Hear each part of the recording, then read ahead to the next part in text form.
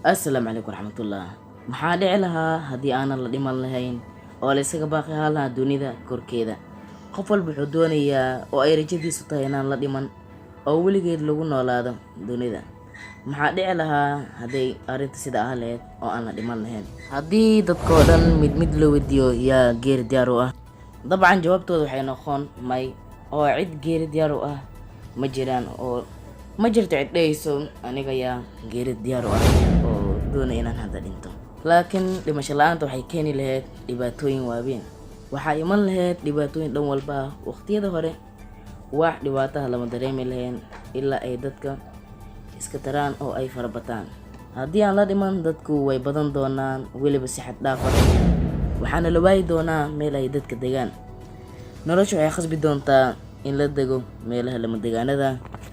Waxaa loo jihaysan lahaa dhankii buuraha si buuraha looga dhigto hooy iyo deegaan ay dadku degaan.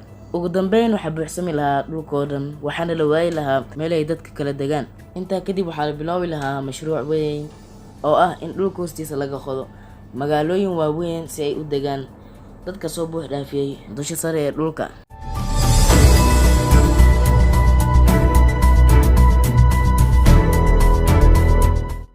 Sidoo kale waxaa culays weyn soo wajihi lahaa duqowda tabarta daran iyo dadka qaba cudurrada halista ah.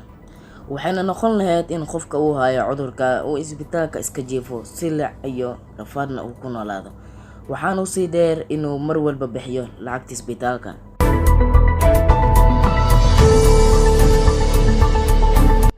Isbitaalada waxaa buux dhaafin lahaa bukaanada.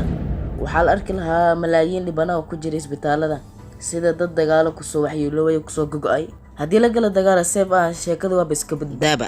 Marka waxaa la arki lahaa qof qoor la misana nool, maadaama aysan jirin wax dhimasho ah.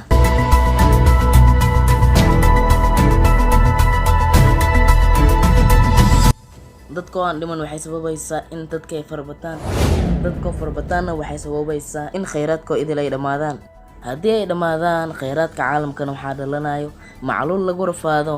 Noloshan waxay noqonaysaa mid mustaxiil ah. Sidoo kale musiibooyinka dabiiciga bay farabadan lahaayeen sida dhul gariirka, waxaana sababa dhaqdhaqaaqa faraha badan ee uu sameeyo aadanaha. Maalin waliba waxaa dunida kusoo bira caruur badan, dadkuna way sii farabadanayaan. Waxaa shaqo la'aan wajihi lahayd dad fara badan maadaama ay shaqaaluhu xadidan yihiin.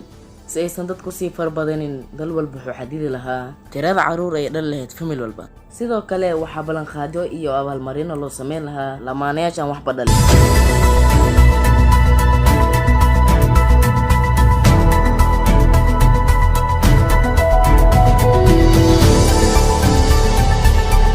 Haddii aad ka heshay muuqaalkeena maanta ee uga hadlayay maxaa dhici lahaa haddii inaan la dhiman lahayn, like saar si aan usoo badino muuqaalada noocan oo kale ah. Sidoo kale nagu soo biir adigoo taabanaya calaamadda subscribe-ka si aysan kuu sheegin muuqaalada xiga. Mahadsanid.